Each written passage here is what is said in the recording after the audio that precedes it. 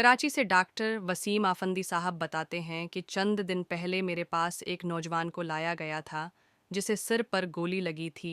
खून बहुत ज़्यादा बह चुका था, मगर नौजवान के हवास अभी कायम थे।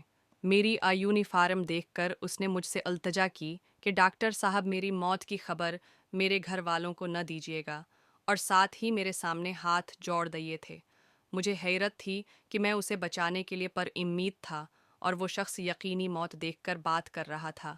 खैर, मैंने उसे तसल्ली दी और ऑपरेशन थिएटर पहुंचे, जहां उसे बेहोश करने के लिए इंजेक्शन दिया गया, और साथ ही मैं उसकी रोदाद भी सुनता रहा।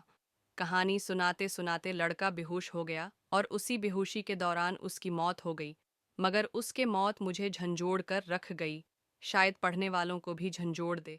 उस लिए वाकया बता रहा हूँ कि जब लड़के ने इल्तजा की कि मेरी मौत की खबर मेरे घर वालों को न दीजिएगा, बल्कि लाश ईदी सेंटर या छीपा के हवाले कर दीजिएगा, तो मैंने उससे पूछा, ऐसी क्या वजह है।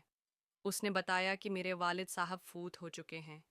मेरी 3 छोटी बहनें हैं जिन्होंने पिछले 2 दिन से कुछ नहीं खाया।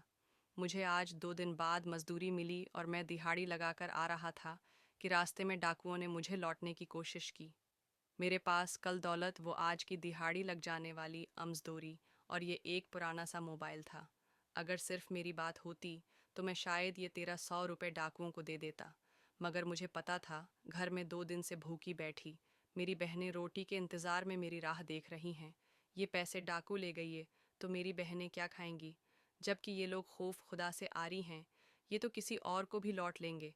लिहाजा मैंने मुज़ाहमत शुरू कर दी और इन जालिमों ने महज इस 1300 रुपये की खातिर मुझे गोली मार दी। डॉक्टर साहब, मुझे पता है मैं मर जाऊंगा, मगर मुझे फ़िक्र है कि मेरे घर वाले जिनके पास रोटी तक के पैसे नहीं हैं, वो मेरे लिए कफन के पैसे कहाँ से लाएंगे, कब्र के पैसे कहाँ से लाएंगे। लिहाजा मेरे घर वालों को मेरी मौत की खबर न दी जाए। साथ उसने जेब में हाथ डालकर पैसे और मोबाइल मेरे हाथ पर रखते हुए घर का एड्रेस बताया और कहा, ये पैसे घर पहुंचा देना और ये मोबाइल नएच कर मेरी छोटी बहन को नई जूती खरीद देना।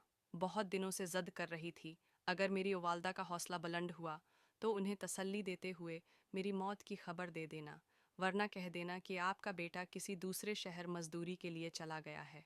उसके साथ ही वो नौजवान हालत गनूदगी में चला गया और वहीं से मौत की आगोश में जा पहुंचा।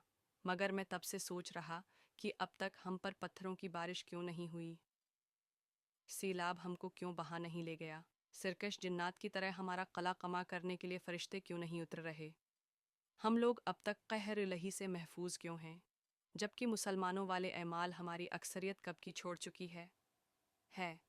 बददयांत हकमरान बददियानत अवाम, अलटेरे हकमरानो लटेरी अवाम, अकातिल हकमरान कातिल अवाम। दूसरी तरफ इस्लाम ने एक मुसलमान पर दूसरे मुसलमान की जान व माल इज़्ज़त को हराम करार दिया है।